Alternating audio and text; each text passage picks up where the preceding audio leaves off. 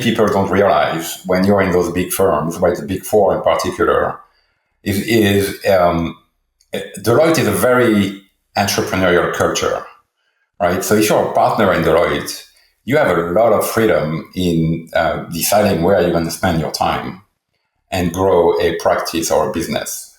You have to deliver, but you have a lot of freedom to do that. And so I was very fortunate to have the right sponsors within Deloitte telling me, you should push for this a few years and see what happens.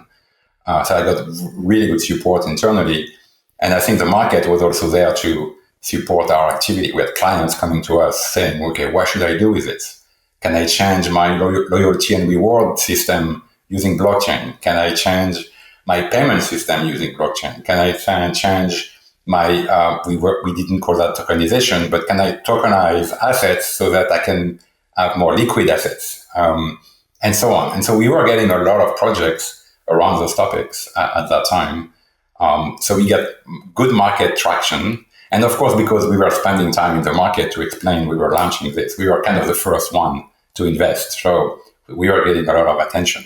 But the entrepreneurial culture and the support I got at Deloitte was tremendous. So that's one way to look at it. The other way to look at it is Deloitte is a very traditional business with very traditional reflexes, with large clients. When you do small projects, it's really hard to explain why we do a tiny project as opposed to a big one. So you have to have a lot of energy and passion to continue to sell and continue to demonstrate that we are creating value for the long run. And I think today you can say that Deloitte has that leadership is still there, right? So you have very, very strong people at Deloitte today continuing to support the activities around blockchain of their clients.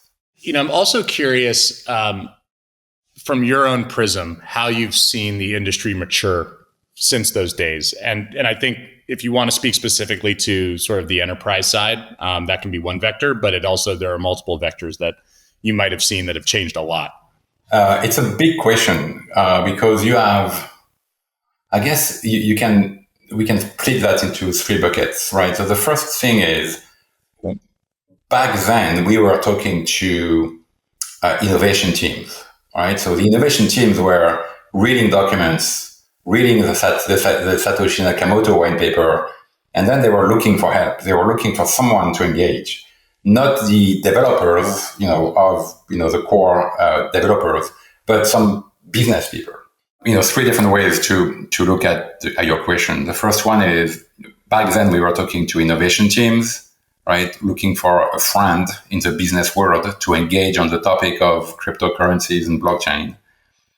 Today we are engaging with CFOs and CEOs and business units, trying to revamp their business processes, or to include blockchain into a supply chain or capital market platform, right? So very different type of individuals involved. The innovation team is still involved, but now we are talking to completely different. That's serious visibility difference. Completely different. That's number one.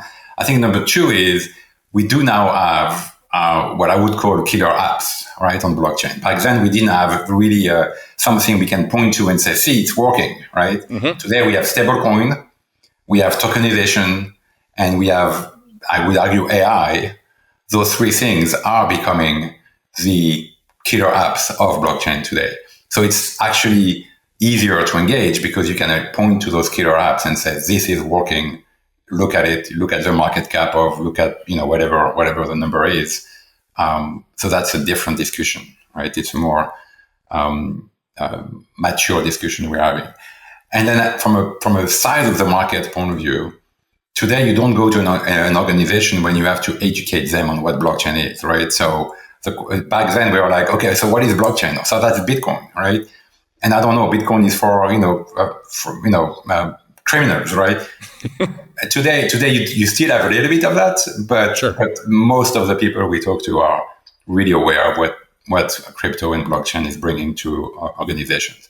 So in a way, it's easier because we have a more mature, more engaged discussion, broader discussion, which is very refreshing.